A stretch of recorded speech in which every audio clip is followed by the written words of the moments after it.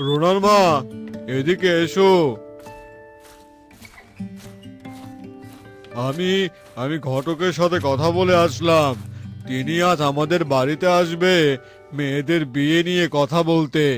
তুমি ওদের বলো ঘর দুয়ার গুছিয়ে রাখে আর নিজেরাও সেজে গুজে থাকে।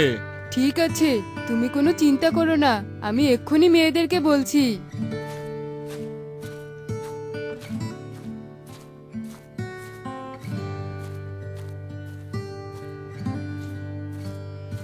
রুনা, রিমা, তোরা শোন, আজ ঘটক আসবে তোদেরকে দেখতে। তোরা ঘরদোর গুছিয়ে সাজুগুজু করে থাকিস। আমি কোনো কাজ করতে পারবো না। এই তো বললে আমাকে দেখতে আসবে, এখন কাজ করলে তো আমার গায়ে ধুলাবালি লেগে যাবে। পারবো না আমি ওসব কাজ করতে। ঠিক আছে, তোদেরকে আর করতে হবে না, আমি সব কাজ করছি, তোরা শুধু নিজেদেরকে গুছিয়ে নে। না মা, তুমি একা একা কাজ করবে কেন? আমিও তোমাকে একটু সাহায্য করি। এত কাজ তুমি একাই করে শেষ করতে পারবে না। আমিও একটু তোমার কাছে সাহায্য করে তারপরে না হয় গোসল করে নিব। বড় বোনের কাছে থেকে একটু শেখ। যাও যাও, আমাকে ওসব করতে হবে না। আধুনিকতার ও কি বোঝে? খ্যাত একটা, এমনিতে ওর ভালো বিয়ে হবে না সেটা আমি আগে থেকেই জানি। ঘটক ওকে দেখলেই চলে যেতে চাইবে। এ খ্যাতটা কি করে আমার বোন হলো কে জানে। যাই হোক, আমি আমার ফেসিয়ালটা করে ফেলি। এখন এগুলো ভেবে নিজের মন খারাপ করা যাবে না।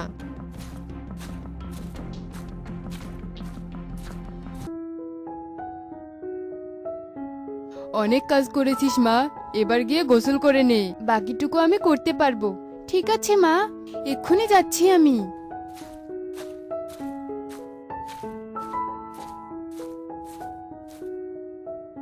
মেয়েরা কোথায়? ডাকো ওদের। ঘটক মশাই তো চলে এসেছে। এবার আমার সাজা শেষ। বাহ, খুব সুন্দর লাগছে আমাকে। তোরা দুজনে এবার এই ঘরে আয় দেখি।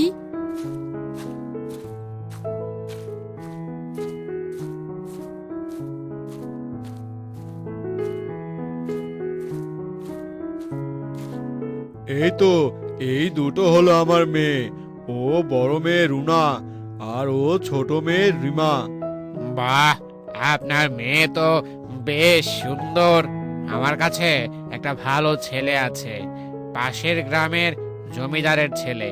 আপনি চাইলে আমি আপনার বড় মেয়ের জন্য কথা বলতে পারি। জমিদারের ছেলে? বাহ বাহ, তাহলে তো অসুবিধা নেই, আপনি কথা বলুন। তবে আমার ছোট মেয়ের জন্য একটা পাত্র খুঁজুন, ওকেও আমরা বিয়ে দেব। বেশ বেশ, আমার কাছে আরেকটা ছেলে আছে, সে বড়ই ভালো ছেলে। তার মতন ছেলে আমি এহ জীবনে দেখিনি।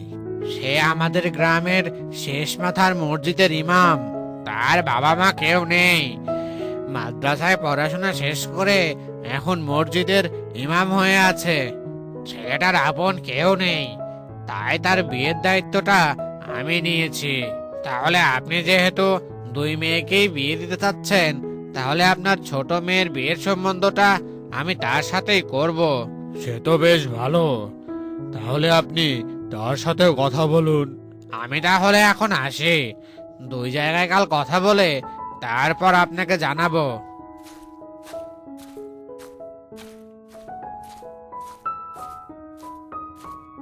এবার আমার চিন্তা কিছুটা কমে এলো। সে তো তোমার কমবেই, বড় মেয়েকে জমিদার বাড়িতে বিয়ে দিচ্ছ। এ কি, এভাবে তুই কথা বলছিস কেন? বাবার সাথে কেউ এভাবে কথা বলে? তুমি চুপ করো, সবসময় শুধু রুনা রুনা। আমার কোনো কিছুই তোমার ভালো লাগে না। এখন আমাকে বলছো আমি কিভাবে কথা বলছি, কিন্তু বাবা যখন আমার জন্য একটা এতিম ছেলেকে বিয়ের প্রস্তাব দিল, তখন তুমি চুপ করেছিলে কেন? ও কেমন বাজে আর খ্যাত দেখতে, তবুও তোমরা ওকে জমিদার বাড়িতে বিয়ে দিবে, আর আমাকে কিনা একজন এতিম মানুষের সাথে। বাবা, আমি তোমার কাছে কখনো কোনো কিছু চাইনি, আজ যা চাবো সেটা কিন্তু তোমাকে দিতে হবে। কি চাস মা, তুই বল, আমি তাই দেব। ঘটককে বলে তুমি জমিদারের ছেলের সাথে রিমার বিয়ের ব্যবস্থা করো। আমি সেই এতিম ছেলেকে বিয়ে করতেই রাজি। ঠিক আছে মা, তাই হবে। রিমা, এখানেও তুই ছোট মানসিকতার পরিচয় দিলি। আমি দোয়া করি মা, তুই ওই এতিম ছেলের কাছে অনেক ভালো থাকবি। সে তোমরা যাই বলো না কেন, আমি তো জমিদার বাড়ির বউ হব। খুব সুখেই দিন কাটবে আমার।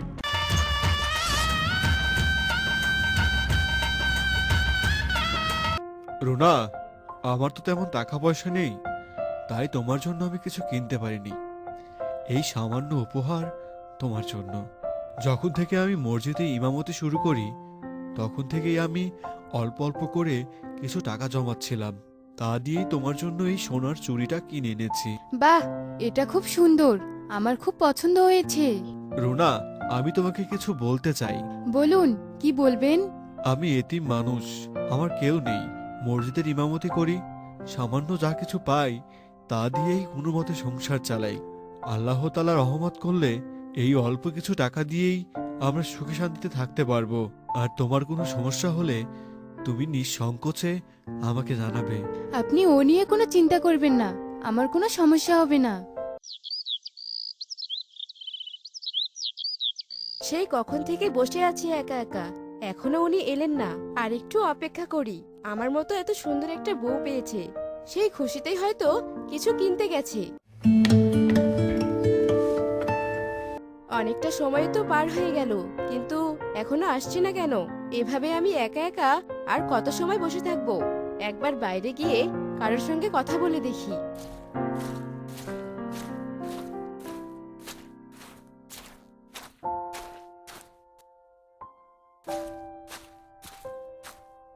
বাইরেও কাউকে দেখতে পাচ্ছি না কেন? কেউ আছেন? কোথায় সবাই? এ কি, তুমি এই রাতের বেলা এভাবে চিৎকার করছো কেন? চিৎকার করব কেন? আমি তো আপনাদের ডাকছি। তোমার এত বড় সাহস, বাড়িতে এসেই আমার মুখে মুখে তর্ক করছো? জানো না আমি জমিদার গিন্নি? কিন্তু আমার স্বামী কোথায়?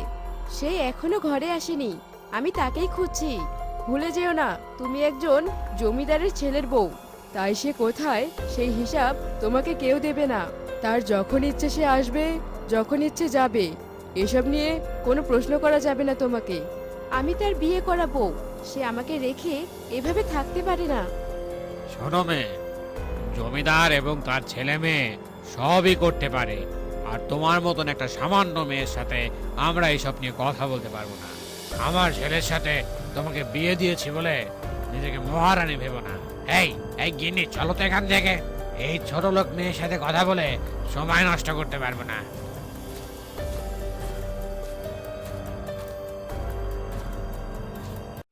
এটা কি হলো আমার সঙ্গে? এত জোর করে জমিদারের ছেলেকে বিয়ে করলাম, কিন্তু তারা আমার সঙ্গে এ কেমন আচরণ করছে? কি করব আমি এখন?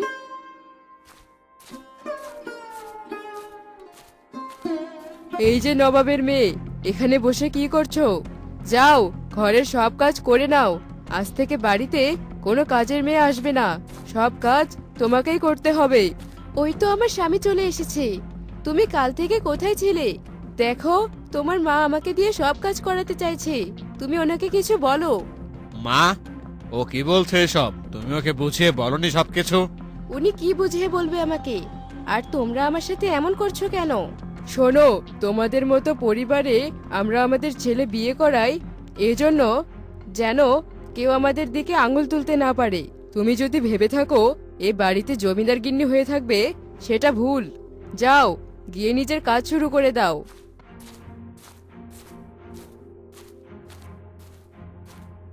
এ আমার কি হলো? বাড়িতে এক গ্লাস পানিও নিজে নিয়ে খেতাম না, আর এখানে আমাকে ঘরের সব কাজ করতে হচ্ছে। নিজের সৌন্দর্য নিয়ে এত গর্ব করেছি, অথচ আজ আমার স্বামী আমার দিকে ফিরেও তাকাচ্ছে না।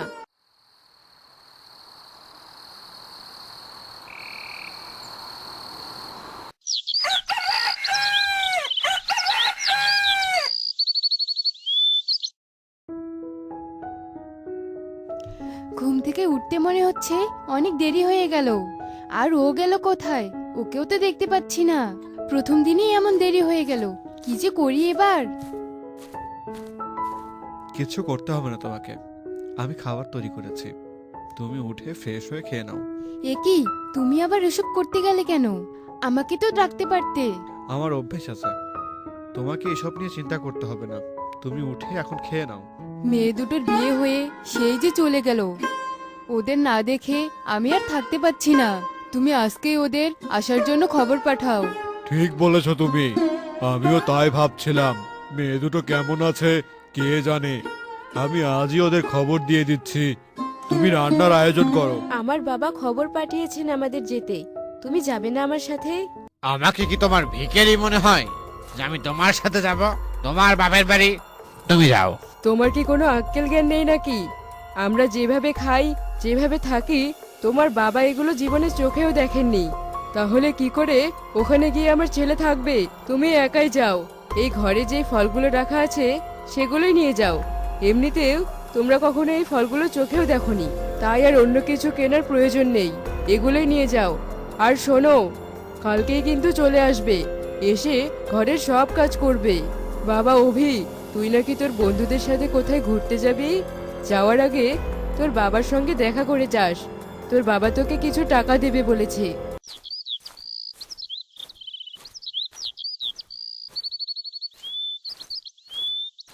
কোথায় ছিলে তুমি? কখন থেকে তৈরি হয়ে বসে আছি, তোমার কোনো খোঁজ খবরই নেই। আরে, প্রথমবার শ্বশুর বাড়িতে যাব, তাই একটু বাজার করতে হবে না, তাই একটু বাজারে ছিলাম। চলো এবার। এত জিনিস, ফল, মিষ্টি, মাছ, মাংস, তুমি এত কিছু কেন কিনতে গেলে? এখন কিন্তু তুমি কথা বলে দেরি করছো, তাড়াতাড়ি চলো দেখি।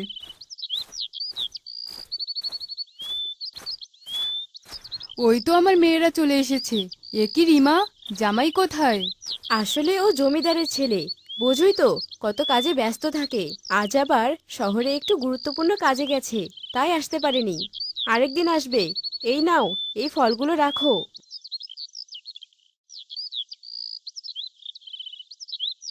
মা, এগুলোও নিয়ে যাও। তোমরা ঘরে এসো। রুনা আপু আর দুলাভাইকে দেখে মনে হচ্ছে খুব ভালো আছে তারা। এতিম বলে তাকে বিয়ে করলাম না আমি, অথচ সে কত কিছু নিয়ে এসেছে।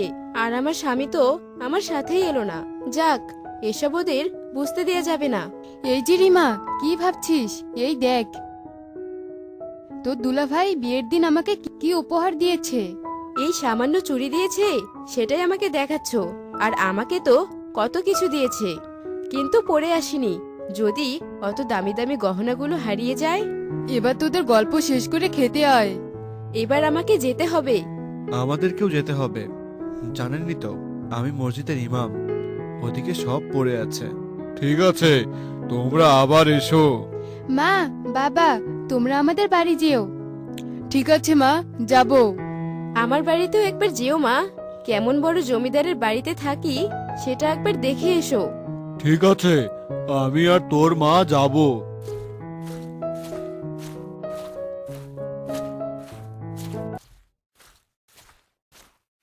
এই যে চলে এসেছেন মহারানী। এত দেরি করলে কেন? এদিকে কত কাজ পড়ে আছে, এক্ষুনি সব কাজ করে নাও। আপনার ছেলে এসেছে? তার আসতে বেশ কিছুদিন দেরি আছে, ওখানে সে কিছুদিন থাকবে। এখন কথা না বাড়িয়ে কাজে হাত লাগাও। এভাবে অপমানে অবহেলায় দিন কাটতে থাকে রিমার। ওদিকে রুনার দিন কাটছিল খুব সুখে শান্তিতে। চলো একবার রিমার বাড়ি থেকে ঘুরে আসি। মেয়েটা চলে গেছে অনেক দিন হলো, জামাইটাও আসেনি। চলো গিয়ে একবার দেখে আসি, জামাইকে না হয় আমাদের সাথে নিয়ে আসবো। বেশ তো, তাই চলো তবে।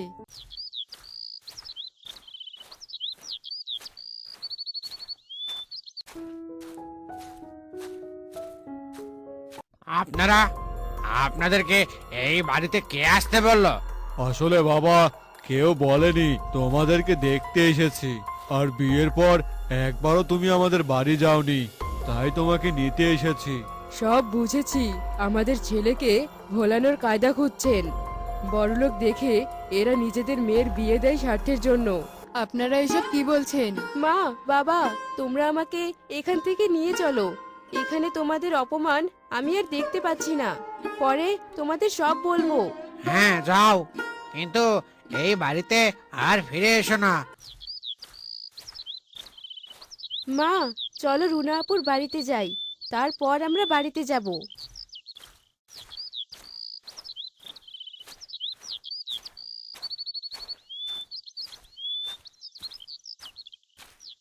রিমা, বাবা মা, তোমরা, তোমাদের এমন লাগছে কেন?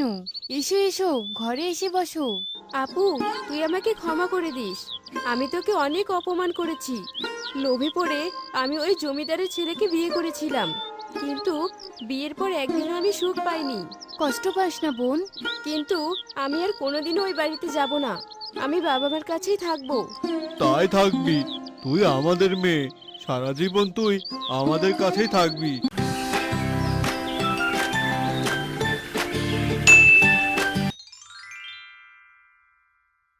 ফুলপুর গ্রামে মিনা নামে এক বুদ্ধিমতী মেয়ে বাস করত। সে যেমন বুদ্ধিমতী তেমনি রূপে গুণেও একদম সেরা। সে অনেক ছোটবেলায় তার বাবা মাকে হারিয়েছে। তারপর থেকে সে তার মামা মামির কাছেই বড় হয়েছে। মিনা অনেক বুদ্ধিমতী হওয়ায় গ্রামের সবাই তাকে ভীষণ পছন্দ করত, আর কারো কোনো বিপদ হলে তারা মিনার কাছে আসতো তার মোকাবেলা করার জন্য। মিনা, এই মিনা, আমি কুয়ো থেকে জল আনতে যাচ্ছি রে। রান্না বসিয়েছি, সেদিকে একটু খেয়াল রাখিস তো। ঠিক আছে মামি, তুমি নিশ্চিন্তে যাও। এরপর মিনতি কুয়ো থেকে জল আনতে চলে যায় আর মিনা রান্নাঘরে যায়। মিনা রান্নাঘরে বসে রান্না করছিল। তখনই মিনার মনে হলো তার পাশে রাখা মাছের বাটি থেকে কে যেন মাছ ভাজা বারবার তুলে নিচ্ছে। এরপর মিনা ওই মাছের মধ্যে অনেক লঙ্কার গুঁড়ো মিশিয়ে দেয়। মিনা বুঝতে পেরে গেছিল যে ওটা তার মামাতো ভাই গোপাল। এরপর গোপাল যেই না একটা মাছ নিয়ে মুখে দেয়, অমনি সে মিনার পেছন থেকে বেরিয়ে এসে ঝালে লাফাতে শুরু করে। ওরে বাবা গো, বাবা কি ঝাল! দিদি, এই দিদি, তুমি এই মাছে কি মিশিয়ে দিলে গো? জল দাও, জল জল। এরপর মিনা গোপালকে জল দেয়। খাবি খাবি আরো চুরি করে মাছ খাবি? এমন খেয়েছিস, এখন দেখ কেমন লাগে। উফ দিদি, তুমি এমন কেন বলো তো? দিব্যি তো আরামে মাছ ভাজা খাচ্ছিলাম। আচ্ছা, তুমি বুঝলে কি করে যে ওটা আমি খাচ্ছিলাম? আমি কি তোর মতো ছোট নাকি বলতো যে আমি বুঝবো না? মিনা ও গোপাল এভাবেই হাসি ঠাট্টা করছিল। তখনই তারা শুনতে পায় যে রাজার পেয়াদা তাদের বাড়িতে এসে ডাকাডাকি করছে। মিনা, ও মিনা, বাড়িতে আছো? হয়েছে, আমাকে এভাবে ডাকছেন কেন? রাজা মশাই আপনাকে জলদি ডেকেছে। আমাকে ডেকেছে মানে কোনো সমস্যা হয়েছে নাকি? সেটা প্রাসাদে গেলেই জানতে পারবে। এবার চলো, রাজামশাই জলদি যেতে বলেছেন। ঠিক আছে, চলুন তবে। ভাই, তুই বাড়িতেই থাকিস, আমি এক্ষুনি চলে আসবো। মামি এলে মামিকে সবটা বলিস, না হলে মামি আবার চিন্তা করবে। এসব কথা বলে মিনা রাজার পেয়াদার সাথে রাজপ্রাসাদে চলে যায়। প্রণাম নেবেন রাজা মশাই, আপনি আমাকে ডেকেছেন বুঝি?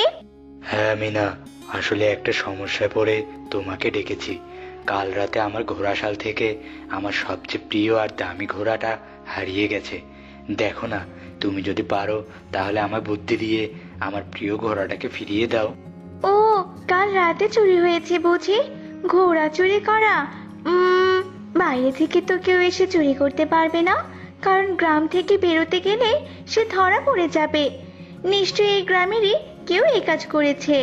মিনা, তুমি যে করে হোক আমার ঘোড়াটাকে খুঁজে বের করো। ঠিক আছে রাজা মশাই, আপনি কোনো চিন্তা করবেন না, আমি ভেবে দেখছি কি করা যায়। এরপর মিনা ভাবতে থাকে যে কি করে সে ঘোড়া চোরকে ধরবে। অনেক ভাবনা চিন্তার শেষে মিনা রাজাকে বলল, আমি একটা বুদ্ধি পেয়েছি। এই গ্রামের যত লোকের কাছে ঘোড়া আছে সব লোকের বাড়িতে একটা করে চিরকুট দিয়ে আসবো, আর চিরকুটে লেখা থাকবে যে আমি জানি তুমি রাজার ঘোড়া চুরি করেছো। যদি তুমি বাঁচতে চাও তবে সেই ঘোড়া নিয়ে নীল দিঘির পাড়ে কাল সকালে আসবে। এমনটা করলে কি চোর ধরা পড়বে? আমরা তো সবার বাড়ি বাড়ি গিয়ে খোঁজ করেছি, কারো কাছে আমার ঘোড়াটা নেই। যে চুরি করেছে সে তো নিশ্চয়ই ঘোড়াটাকে বাইরে রাখবে না, নিশ্চয়ই লুকিয়ে রাখবে কোনোভাবে। আসলে মিনা ঠিকই ভেবেছিল ওই গ্রামেরই কালু নামের এক লোক ঘোড়া চুরি করেছিল, আর ওটা যে রাজার ঘোড়া সেটা যাতে কেউ বুঝতে না পারে, রাজার সাদা ঘোড়াটিকে কালো রং করে কালো ঘোড়া বানিয়ে লুকিয়ে রেখেছিল। সেজন্যই তো রাজা যখন সবার বাড়ি গিয়ে ঘোড়া খুঁজছিল তখন কালুর কাছে ওই কালো ঘোড়া দেখেও সে চিনতে পারেনি। এরপর মিনার কথা মতো রাজা অনেকগুলো একই রকম চিঠি লেখে, আর সেগুলো একটা একটা করে সবার বাড়ির ঘরের দরজার সামনে রেখে আসে। সবার বাড়ির মতো কালুর বাড়িতেও একটা চিঠি রাখে। রাতের বেলাতে সব কাজ শেষ করে। এরপর যখন সকাল হয় তখন সবার মতো কালুও ওই চিঠিটা দেখতে পায়। আরে, এটা আবার কি? আর এখানে কে রাখলো দেখি তো। এরপর কালু চিঠিটা হাতে তুলে নেয়। এরপর চিঠিটা খুলে যখন পড়ে তখন তো কালু আকাশ থেকে নিচে পড়ে যায়। সে ভীষণ অবাক হয়ে যায়। আমি যে রাজার ঘোড়া চুরি করেছি এটা আবার কে জানলো, আর কি করেই বা জানলো? আমি এত সাবধানে চুরি করেছি যে একটা কাক পক্ষেও তো টের পাইনি। তবে এটা কে হতে পারে? না না, আমাকে জানতেই হবে এটা কে। আর সে যদি এই কথাটা রাজামশাইকে বলে দেয় তাহলে তো রাজামশাই আমাকে গ্রাম থেকেই তাড়িয়ে দিবে। কালু ভীষণ ঘাবড়ে যায়, তাই সে তাড়াতাড়ি করে রাজামশাইয়ের ঘোড়া নিয়ে নীল দিঘির পাড়ে যায়। নীল দিঘির পাড়ে পৌঁছে তো কালুর চোখ আরো কপালে উঠে যায়, কেননা সেখানে রাজা মিনা সহ সকলে উপস্থিত ছিল। এ এ কি, আপনারা সবাই এখানে? কে ভেবেছিলে কি কালুদা, তোমাকে আমরা কেউ ধরতে পারবো না, তাই না? ও, তার মানে এই সব কিছু তোর পরিকল্পনা? হ্যাঁ, এটা মিনারই বুদ্ধি।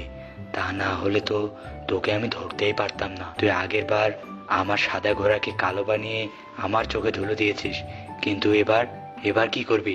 সৈন্য সৈন্য, বন্দি করো এই কালুকে। এরপর রাজার সৈন্যরা কালুকে বন্দি করে ফেলে।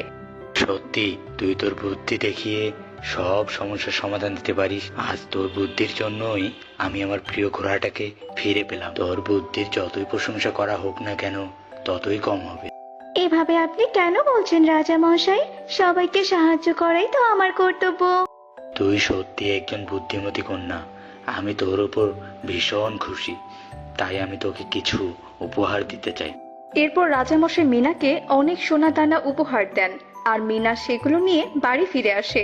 আর এত সোনা দানা দেখে তার মামা মামিও ভীষণ খুশি হয়। এভাবেই মিনা সুখে শান্তিতে দিন কাটাতে থাকে।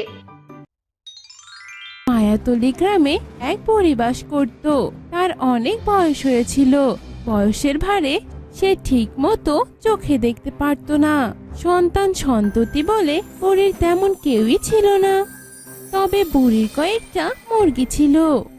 সে মুরগিগুলো প্রতিদিন ডিম পাড়ত, তা বিক্রি করে সে ঘর সংসার চালাতো।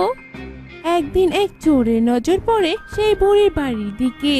আরে, এ তো এক অসহায় বুড়ি। এর সাথে তো কেউই থাকে না। যাই, বুড়ি তো একাই থাকে। এর বাড়ি চুরি করার মতো সহজ কাজ আর একটাও নেই। আজ রাতে এই বুড়ির বাড়িতে চুরি করব। এরপর সেই চোর প্রতি রাতে সেই বুড়ির বাড়িতে আসে আর প্রতি রাতে একটা একটা করে জিনিস চুরি করে নিয়ে যায়। সন্ধ্যা হলে বুড়ি তো আর চোখে দেখে না, তাই সে বুঝতে পারে না কি করে তার জিনিসপাতি আস্তে আস্তে নাই হয়ে যাচ্ছে। এভাবে দেখতে দেখতে চোর বুড়ির সব জিনিসপত্র চুরি করে নিয়ে গেল। শেষমেশ সে বুড়ির বাড়িতে এসে চুরি করার মতো তেমন কিছুই খুঁজে পাচ্ছিল না। নিতে নিতে তো দেখি সবই নিয়ে ফেলেছি। আজ তো আর চুরি করার মতো কিছুই পাচ্ছি না। কি নেওয়া যায়? এভাবে চিন্তা করতে করতে চোরের চোখ যায় বুড়ির মুরগির দিকে। মুরগি ছিল বুড়ির খুব পছন্দের। চোর তখন বুড়ির মুরগিটি চুরি করে নিয়ে যায়। পরদিন সকালে বুড়ি মুরগি ছাড়তে এসে দেখে মুরগি নেই। চোর এটাও চুরি করে নিয়ে গেছে। এতদিন সবকিছু চুরি হলেও বুড়ি মনে যতটা ব্যথা পায়নি, আজ বুড়ি তার চেয়ে অনেক বেশি পেয়েছে। হ্যাঁ রে হতভাগা চোর, আমার তো সবই নিয়ে গেছিলি। এই মুরগটাও কি তোর নেওয়া লাগলো? যা, তোকে আমি বদদোয়া দিলাম। তোর মাথায় আকাশ ভেঙে পড়ুক, বাতাসে তোর ঘর বাড়ি উড়ে যাক, তুই এই খারাপ কাজের শাস্তি পাবি। এরপর বুড়ি মন খারাপ করে সেখানে কিছুক্ষণ দাঁড়িয়ে থাকলো। তখন দেখলো মুরগির বাসার ভেতরে একটি ডিম পড়ে রয়েছে। ইসে, মুরগিটা আমার সবেমাত্র ডিম পাড়া শুরু করেছিল। বদমাস চোর, তোর পেটে ব্যথা হোক, তোর হাত পা ভেঙে যাক, বাঘ এসে তোকে খেয়ে ফেলুক। এভাবে বুড়ি রাগ করে চোরের উপর প্রলাপ বকতে থাকলো। এরপর সে ডিমটিকে ঘরে নিয়ে গিয়ে একটা পাত্রের মধ্যে রেখে দিল এবং কাঁথা দিয়ে সে ডিমটিকে ঢেকে রাখলো। বুড়ি চেষ্টা করছিল ডিমটিতে তা দিতে এবং সে ডিম থেকে বাচ্চা ফুটাতে। এটা তো কোনো সাধারণ ডিম নয়, আমার ভালোবাসার মুরগির শেষ স্মৃতি এটি। এর থেকে বাচ্চা ফুটলে এই বাচ্চার থেকে আমি আমার পছন্দ মুরগিকে দেখতে পাবো। শেষমেশ বুড়ির চেষ্টা সার্থক হলো। একদিন ডিমটা লাফ দিল। বুড়ি তো অবাক হয়ে গেল আর সে ডিমের কাছে চলে গেল। তো একবার লাফ দেওয়ার পর ডিমটা ফেটে গেল আর সেখান থেকে বেরিয়ে এলো সুন্দর ফুটফুটে একটি মুরগির ছানা। সেটা দেখে বুড়ি ভীষণ খুশি হলো। বাচ্চাটি ডিম থেকে বেরিয়ে সর্বপ্রথম বুড়িকে দেখেছিল, তাই সে বুড়িকেই তার মা মনে করলো। মা, মা, তুমি কি আমার মা? হ্যাঁ বাবা, আমি তোর মা। এরপর সেই মোরগ বাচ্চাটি বুড়ির কাছে মায়ের স্নেহে বড় হতে লাগলো। দেখতে দেখতে একটা সময় ছানাটি অনেক বড় হয়ে গেল। এই মোরগটি দেখতে ছিল খুবই সুন্দর। সে বুড়িকে বিভিন্ন কাজে সাহায্য করত। বাজার করা, রান্না করা, এখানে সেখানে যাওয়া, সব কিছুতেই বুড়িকে সাহায্য করত।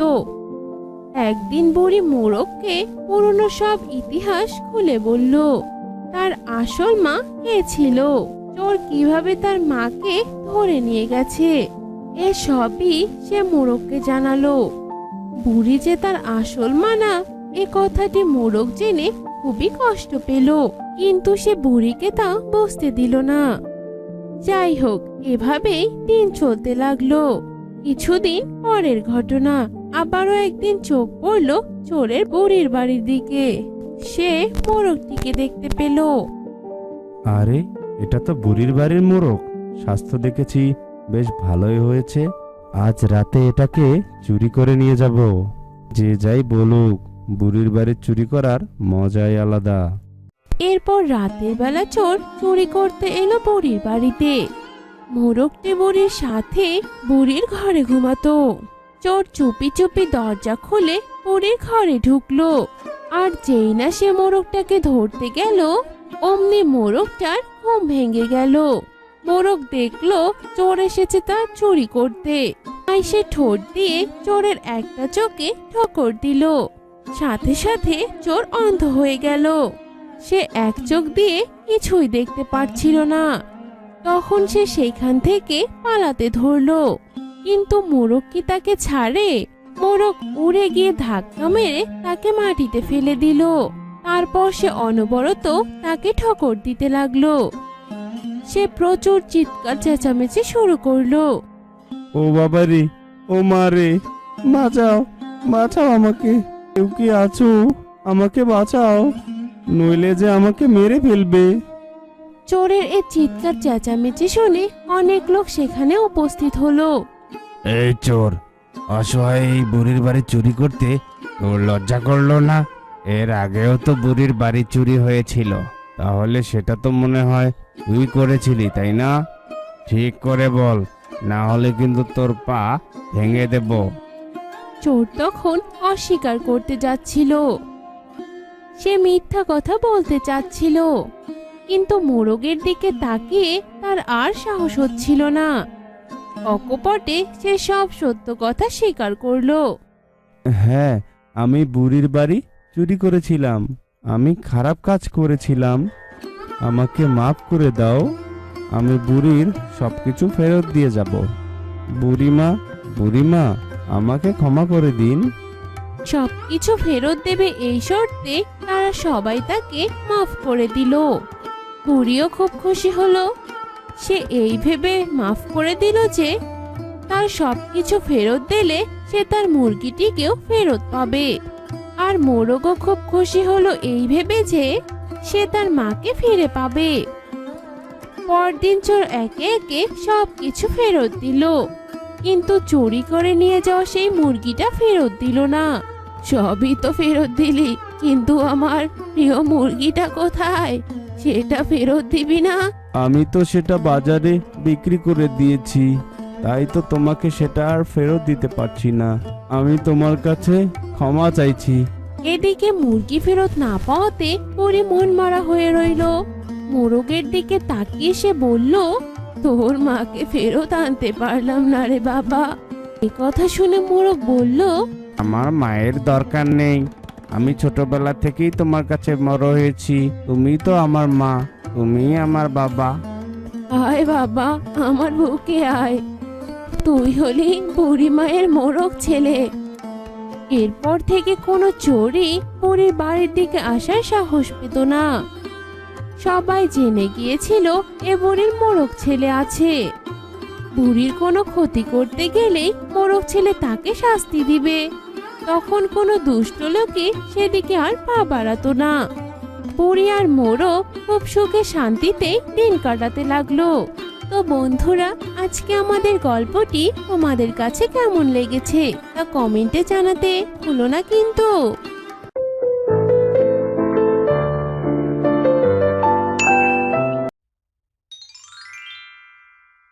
এক দেশে এক বুড়ি ছিল। তার অনেক বয়স হয়েছিল। বয়সের ভারে বুড়ি চোখে ঠিক মতো কিছু দেখতে পারতো না। আপন বলতে বুড়ির তেমন কেউই ছিল না। তবে বুড়ির কয়েকটা মুরগি ছিল। সেই মুরগিগুলো প্রতিদিন ডিম পারতো। সেই ডিমগুলো বিক্রি করে বুড়ি নিজের সংসার চালাতো। একদিন এক চোরের নজর পড়ে বুড়ির বাড়িতে। আরে আরে, এ তো দেখছি একটা অসহায় বুড়ি। এর সাথে তো কেউই থাকে না। যাই, এর বাড়িতেই যাই। এর বাড়িতে মনে হচ্ছে চুরি করতে যেতে হবে। এর বাড়িতে চুরি করার মতো সহজ কাজ আর একটাও নেই। আজ রাতে আমি এই বুড়ির বাড়িতে চুরি করব। হ্যাঁ। এরপর থেকে প্রতি রাতে সে চোর বুড়ির বাড়িতেই আসে এবং সে একটা একটা করে জিনিস চুরি করে নিয়ে যায়। সন্ধ্যা হলে বুড়ি যে চোখে আর কিছুই দেখতে পায় না, তাই সে বুঝতেও পারে না কিভাবে তার ঘরের সব জিনিসগুলো আস্তে আস্তে উধাও হয়ে যাচ্ছে। এভাবে দেখতে দেখতে চোর বুড়ির সব কিছু চুরি করে নিয়ে যায়। শেষমেশে চোরটি বুড়ির বাড়িতে এসে চুরি করার মতো আর কিছুই খুঁজে পাচ্ছিল না। নিতে নিতে তো দেখি আমি সবই নিয়ে গেছি। আজ তো দেখছি চুরি করার মতো আর কিছুই খুঁজে পাচ্ছি না। কি নেওয়া যায়, কি নেওয়া যায়। এভাবে চিন্তা করতে করতে চোরের নজর যায় বুড়ির মুরগির দিকে, যেটি ছিল বুড়ির ভীষণ পছন্দের। তো শেষমেশে বুড়ি সেই মুরগিটি চুরি করে নিয়ে যায়। পরের দিন বুড়ি মুরগি ছাড়তে এসে দেখে সেখানে মুরগি নেই। চোর তার সবকিছু চুরি করে নিয়ে গেছে। এতদিন সবকিছু চুরি হলেও বুড়ি মনে কোনো ব্যথা পায়নি। আজ বুড়ি তার মুরগির জন্য সবচেয়ে বেশি কষ্ট পেয়েছে। হ্যাঁ রে বদমাস চোর, তুই তো আমার সব কিছুই নিয়ে গেছিস। শেষমেশে কিনা আমার এই মুরগিটাও চুরি করতে হলো। তোকে আমি বরদোয়া দিলাম রে বদমাস চোর। তোর মাথায় আকাশ ভেঙে পড়ুক, বাতাসে তোর ঘর বাড়ি উড়ে যাক, তুই এই খারাপ কাজের শাস্তি পা, হতচ্ছাড়া চোর। এসব কথা বলতে বলতে বুড়ি বেশ কিছুক্ষণ সেখানেই দাঁড়িয়ে থাকলো। তখন বুড়ি দেখলো মুরগির বাসার ভেতরে একটা ডিম পড়ে রয়েছে। ইস রে, মুরগিটা আমার সবে মাত্র ডিম পাড়া শুরু করেছিল। বদমাস চোর, তোর পেটে ব্যথা হোক, তোর হাতটা ভেঙে যাক, বাঘ এসে তোকে খেয়ে ফেলুক। এভাবে বুড়ি চোরের ওপর রাগ করে তলব বকতে থাকলো। এরপর সে ডিমটিকে নিয়ে গিয়ে একটা পাত্রের মধ্যে রাখলো এবং পাতা দিয়ে সেই ডিমটিকে ঢেকে রাখলো। বুড়ি চেষ্টা করলো ডিমটিকে চাপ দিতে আর সেই ডিমটি থেকে বাচ্চা ফুটাতে। এটা তো কোনো সাধারণ ডিম নয়, আমার ভালোবাসার মুরগির শেষ স্মৃতি এটা। এর থেকে বাচ্চা ফুটে বেরোলে সেই বাচ্চার মধ্যেই আমি আমার পছন্দের মুরগিকে আবারও দেখতে পারবো। শেষমেশে বুড়ির চিন্তা সফল হলো। একদিন ডিমটা লাফ দিল আর বুড়ি তো এসব দেখে ভীষণ অবাক হয়ে গেল। সে ডিমের কাছে এগিয়ে গেল, আরো দু একটা লাফ দেওয়ার পর ডিমটা ফেটে গেল আর সেখান থেকে বেরিয়ে এলো সুন্দর ফুটফুটে একটি মুরগির ছানা। এটা দেখে তো বুড়ি ভীষণ খুশি হয়ে গেল। বাচ্চাটি ডিম থেকে ফুটে বেরিয়ে সর্বপ্রথম বুড়িকে দেখেছিল, তাই সে বুড়িকে তার মা মনে করলো। মা, মা, তুমি কি আমার মা? বেরিয়েছে, বেরিয়েছে, ডিম ফুটে বাচ্চা বেরিয়েছে। হ্যাঁ রে বাচ্চা, হ্যাঁ, আমি তোর মা। এরপর থেকে সেই মোরগ বাচ্চাটি বুড়ির কাছে মাতৃ স্নেহে বড় হতে লাগলো। দেখতে দেখতে এক পর্যায়ে সেই ছোট্ট ছানাটি অনেক বড় হয়ে গেল। এই মোরগটি দেখতে ছিল খুবই সুন্দর। সে বুড়িকে বিভিন্ন কাজে সাহায্য করত, বাজার করা, রান্না করা সহ এখানে ওখানে যাওয়া ইত্যাদি ইত্যাদি কাজে সাহায্য করত। একদিন বুড়ি সেই মোরগকে পুরনো সব ইতিহাস খুলে বলল, যে তার আসল মা কে ছিল, তোর কিভাবে তার আসল মাকে ধরে নিয়ে গিয়েছিল। সে মোরগকে সব কিছু খুলে বলল। বুড়ি যে তার আসল মা নয় এই কথা জেনে মোরগটি ভীষণ কষ্ট পেল, কিন্তু সে বুড়িকে তা বুঝতে দিল না। সে যাই হোক, এভাবেই দিন চলতে লাগলো। বেশ কিছুদিন পরের ঘটনা, আবারও চোরের নজর পড়লো বুড়ির বাড়ির ওপর। সে ওই মোরগটিকে দেখতে পেল। আরে আরে, এটা তো দেখছি বুড়ির বাড়ির মোরগ। আরে বাহ, স্বাস্থ্য তো দেখছি বেশ ভালো। আজ রাতেই আমি এসে এই মোরগটাকে চুরি করে নিয়ে যাব। হ্যাঁ, যে যাই বলুক বাবা, বুড়ির বাড়িতে চুরি করার মজাটাই আলাদা। এরপর রাতের বেলা চোর বুড়ির বাড়িতে এলো চুরি করতে। মোরগটি বুড়ির সাথে বুড়ির ঘরে ঘুমোতো। চোর চুপি চুপি দরজা খুলে বুড়ির ঘরে ঢুকলো, আর যেই না চোর মোরগটিকে ধরতে গেল অমনি মোরগটির ঘুম ভেঙে গেল। মোরগটি দেখলো বুড়ির বাড়িতে চোর এসেছে চুরি করতে, তাই সে তার শক্তিশালী ঠোঁট দিয়ে চোরের একটা চোখে ঠোকর দিল। সাথে সাথে চোর অন্ধ হয়ে গেল। সে এক চোখ দিয়ে আর কিছুই দেখতে পারছিল না। তখন সে সেখান থেকে পালিয়ে গেল। চোরটি পালাতে লাগলো, কিন্তু চোরটি পালাতে পারলো না। মোরগটি উড়ে গিয়ে তাকে ধাক্কা মেরে মাটিতে ফেলে দিল। তারপর তাকে অনবরত ঠোকর দিতে লাগলো। ব্যথায় চোর চিৎকার চেঁচামেচি শুরু করে দিল। ও বাবা রে, ও মারে, বাঁচাও বাঁচাও, কে আছো, বাঁচাও আমাকে, এই মোরগ যে আমাকে মেরে ফেললো, কেউ কি আছো, বাঁচাও বাঁচাও আমাকে। চোরের এমন চিৎকার চেঁচামেচিতে সেখানে অনেক লোক উপস্থিত হলো, কারণ চোরের চেঁচামেচিতে যে সবার ঘুম ভেঙে গিয়েছিল। এই চোর, এই অসহায় বুড়ির বাড়িতে চুরি করতে তোর একদম লজ্জা হলো না? এর আগেও তো বুড়ির বাড়ি চুরি হয়ে গিয়েছিল, তুই মনে হয় সেটাও করেছিলি। তুই ঠিক করে বল, না হলে কিন্তু তোর পা আমি ভেঙে দেবো। চোর তখন সব বিষয়গুলো ধামা চাপা দেওয়ার জন্য মিথ্যে কথা বলতে যাচ্ছিল, কিন্তু মোরগটির দিকে তাকিয়ে আর সাহস হচ্ছিল না। ভয় পেয়ে চোরটি সব সত্যি কথা স্বীকার করে নিল। হ্যাঁ হ্যাঁ, আমি বুড়ির বাড়িতে চুরি করেছিলাম, আমি সব খারাপ কাজ করেছিলাম। তোমরা তোমরা দয়া করে আমাকে মাফ করে দাও। আমি বুড়ির সবকিছু আবারও ফেরত দিয়ে যাব। বুড়িমা, ও বুড়িমা, দয়া করে আমাকে আপনি ক্ষমা করে দিন। সবকিছু ফেরত দেবে এই শর্তে তারা চোরকে মাফ করে দিল। আর বুড়িও এসব কথা শুনে ভীষণ খুশি হলো, এই ভেবে যে সে আবারও সবকিছু ফেরত পেয়ে যাবে। আর তার চেয়েও বেশি খুশি হয়েছিল এটা ভেবে যে সে তার পছন্দের মুরগিটিকেও ফেরত পেয়ে যাবে। আর মোরগকেও ভীষণ খুশি হয়ে গেল, এই ভেবে যে সে তার মাকে আবারও ফিরে পাবে। পরের দিন চোর একে একে সবকিছুই ফেরত দিল, কিন্তু চুরি করে নিয়ে যাওয়া সেই মুরগিটিকে আর ফেরত দিল না। এই, তুই তো সবকিছুই ফেরত দিলি, কিন্তু আমার সেই মুরগিটা কোথায়? হ্যাঁ, সেটা সেটা আনিসনি বুঝি? সেটা কি তুই ফেরত দিবি না?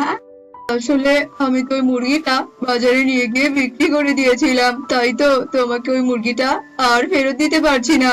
আমি তোমার কাছে ক্ষমা চাইছি বুড়িমা। এদিকে মুরগি ফেরত না পাওয়াতে বুড়ি মন খারাপ করে বসেই রইলো। মোরগের দিকে তাকিয়ে সে বলল, তোর মাকে যে আমি ফেরত আনতে পারলাম না রে বাবা, আমার মায়ের কোনো দরকার নেই গো। আমি ছোট থেকে তোমার কাছেই বড় হয়েছি, তাই তো তুমি আমার মা, আমার বুড়ি মা। আয় বাবা আয়, আমার বুকে আয়, তুই হলি বুড়ি মায়ের মোরগ ছেলে। এরপর থেকে আর কোনো চোরই বুড়ির বাড়ির দিকে আসার সাহস পেত না। সবাই জেনে গিয়েছিল যে এই বুড়ির মোরগ ছেলে রয়েছে। বুড়ির কোনো ক্ষতি করতে গেলে যে মোরগ ছেলে তাদের ধরে শাস্তি দেবে, এই ভয়ে কোনো দুষ্টু লোক আর সেদিকে পা বাড়াতো না। এভাবেই বুড়ি আর মোরগ ছেলেকে নিয়ে সুখে শান্তিতে দিন কাটাতে লাগলো।